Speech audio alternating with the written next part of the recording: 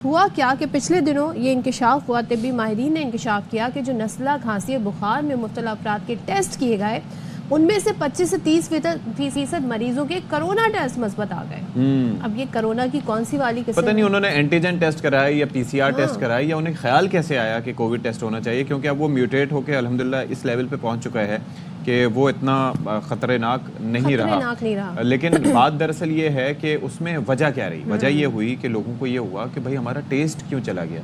तो जब टेस्ट गया तो उन्हें अंदाज़ा हुआ कि ये तो मामला कुछ और है। तो इस पर ज़रा बात कर लेते हैं। हमारे साथ प्रोफेसर डॉक्टर सईद खान साहब मौजूद हैं जो कि तशरीफ़ लाएँ और अक्सर व बेशतर हमारी इनसे ARY के सेट पे मुलाकात हो जाती है। कैसे हैं सईद साहब? बिल्कुल खैरियत से? ठीक है सईद साहब, ये क्या हो रहा है? कोरोना जो है उसकी वापसी हो रही है? बहुत बहुत शुक्रिया आपने प्रोग्राम में इनवाइट करने का। लास्ट जो हमारी प्रोग्राम में बात हुई थी तो उस वक्त भी मैंने आपसे बात की थी कि काफ़ी सारे वायरसेस जो है इस वक्त मौजूद और HMPV की बात उस वक्त चल रही थी। तो HMPV की स्क्रीनिंग थोड़ी सी बेहतर इंटेंसिव तरीके से होना शुरू हुई और रेस्पिरेटरी ट्रैक इन्फेक्शन क्योंकि सर्दियों में बहुत ज़्यादा हो जाते हैं, तो जब ये स्क्रीनिंग हुई तो उसमें देखा गया कि कोविड भी काफ़ी सारे केसेस इस वक्त मौजूद हैं। दोनों की स्क्रीनिंग का तरीक़ेकार PCR ही है। PCR है, मतलब इसमें रेस्पिरेटरी पैनल लगता है जिसमें मैंने लास्ट टाइम बताया कि 200 से ज़्यादा वायरसेस है जो इंसानों को मुतासिर करते हैं। अब इसमें रेस्पिरेटरी इन्फेक्शन भी काफ़ी सारे हैं।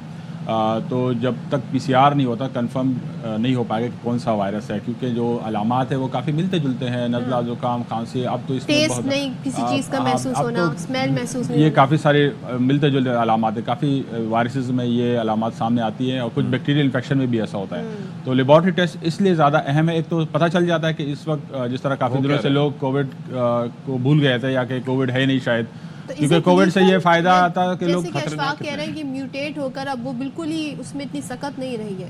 ये इसको हम इस तरह देखते हैं कि जब वायरस फर्स्ट टाइम आता है, जब फर्स्ट टाइम एक्सपोजर होता है तो इंसान में इम्यूनिटी नहीं होती, ना उसमें वैक्सीन लगाई होती है ना उसमें नेचुरल इम्यूनिटी। तो फर्स्ट टाइम एक्सपोजर की वजह से वायरस का जो अलामात है या बीमारी की शिद्दत वो बहुत ज़्यादा होती है।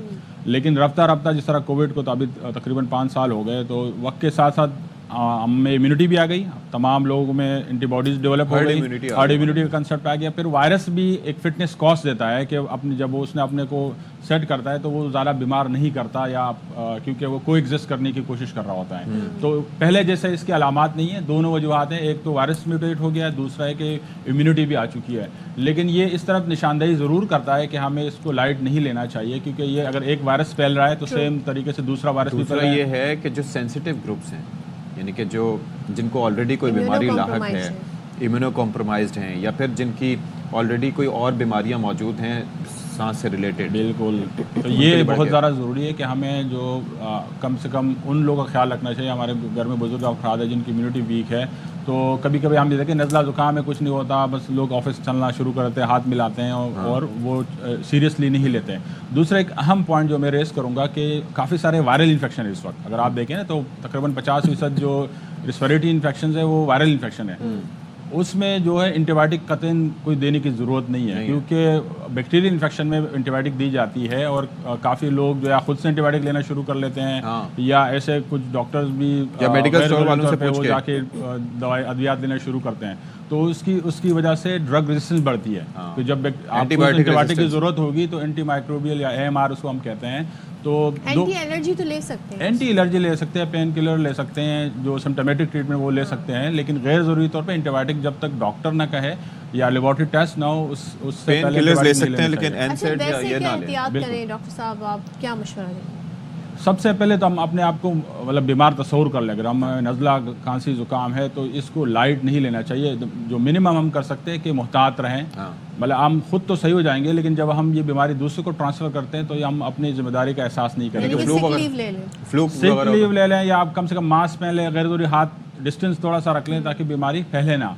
और जिस तरह आपने पॉइंट रेस किया कि जो वीक इम्यूनिटी अफराद है उनको तो इनके लिए तो ये यानी कि अगर मुझे हो सकती है, हो रही हो और मैं आ रहा हूँ तो मैं आपको भी इन्फेक्ट कर सकता हूँ। बिल्कुल ये कर सकते हैं। तो कम से कम उसके लिए ज़रूरी है कि आप मास्क पहन लें, हाथ बार बार धोने की कोशिश करें जब भी आप कहीं कांटेक्ट रख रहे हैं, किसी को रख रहे हैं, तो ये करनी चाहिए। और जो वैक्सीन अवेलेबल है बर वक्त वो वैक्सीन लेनी चाहिए, ताकि जिस तरह मैंने कहा कई तरह वायरस, जिस तरह लास्ट आपने कहा था कि मैंने वैक्सीन लगाई, मैंने आपको कहा कि जरूरी नहीं कि आपने तो एक वायरस के खिलाफ ले, 200 वायरसेस हैं, 200 वैक्सीनें लगाएं, तो 200 तो नहीं लगाए, जो पॉसिबल है वो तो लगा सकते हैं ना। नाउ अच्छा, मुझे अब लग रहा है कि ये असर कर रही है, बिकॉज अब मैं उस तरीके से उतनी ज्यादा जल्दी बीमार नहीं पड़ा। नहीं, आपकी खुद की एंटीबॉडीज बन गई होंगी बीमार हो के, ये भी होता है ना। दोनों चीज़ें हैं, क्योंकि अगर जिस तरह हेपेटाइटिस बी है, अगर आज की वैक्सीन आपको लगी है, क्योंकि कितनी सीवियर बीमारी है, लेकिन वैक्सीन कितनी अभी सस्ती भी है और आसान भी है, तो अगर आप उस वैक्सीन बर वक्त लगा ले तो आप बहुत बड़ी बीमारी से बच सकते हैं। इस तरह पोलियो कितना बेहतरीन एक एग्जांपल है, जो लोगों ने वैक्सीन लगाई है वो इस बीमारी से बच जाते हैं, और गवर्नमेंट बार बार इस पे तलकीन करती है कि हमें जो है पोलियो की वैक्सीन, तो वैक्सीनेशन बहुत आइडियल एक प्रिवेंशन का माध्यम है। डॉक्टर साहब, जब गले पे नज़ला गिरता है तो बहुत तकलीफ होती है,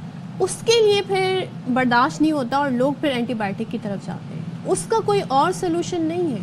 एंटीबायोटिक मतलब कोशिश करनी चाहिए कि डॉक्टर को दिखाए, क्योंकि बहुत सारे अब एंटीबायोटिक से तो गला फौरन सही नहीं होता, वो तो जाहिर बात है बैक्टीरिया किल होगा, फौरी तौर पे पेन किलर और बाकी जो एंटी एलर्जी वो ज़्यादा रेकमेंड नहीं करेंगे, आप डॉक्टर के पास चले जाएं। गले में बेहतर एंटीबायोटिक तो लाजमी आप डॉक्टर के मशवरे से, क्योंकि ये गले में नज़ला गिरने का एंटीबायोटिक तो एक लंबा प्रोसेस है। अगर बैक्टीरियल इन्फेक्शन होगा वो 2-3 दिन लाजमी लगेगा, जब बैक्टीरिया किल होगा और वो सिम्टम्स बिल्कुल, तो फौरी उसके लिए तो आपको या तो एंटी एलर्जी या जो पेन किलर वो मौसर होगी, तो बेहतर है कि एंटीबायोटिक को गैर ज़रूरी इस्तेमाल को रोका जाए। अदरवाइज ये हम मुसलसल उस तरफ जा रहे हैं जब हमारे पास एंटीबायोटिक नहीं थी। अच्छा, मुझे एक चीज़ समझाइएगा कि एक मेडिकेशन है, पहले ये होता था कि एनसेड्स अलग होती थी और पेन किलर्स अलग होती थी, और एक बड़ी महफूज पेन किलर तस्वुर की जाती थी। अब ये है कि मैंने उस पेन किलर के अंदर भी देखा है कि एनसेड्स जो है वो उसमें आइब्रूफिन या इस तरीके से उसका मिला के वो एक कम्बिनेशन ड्रग उन्होंने तैयार की है।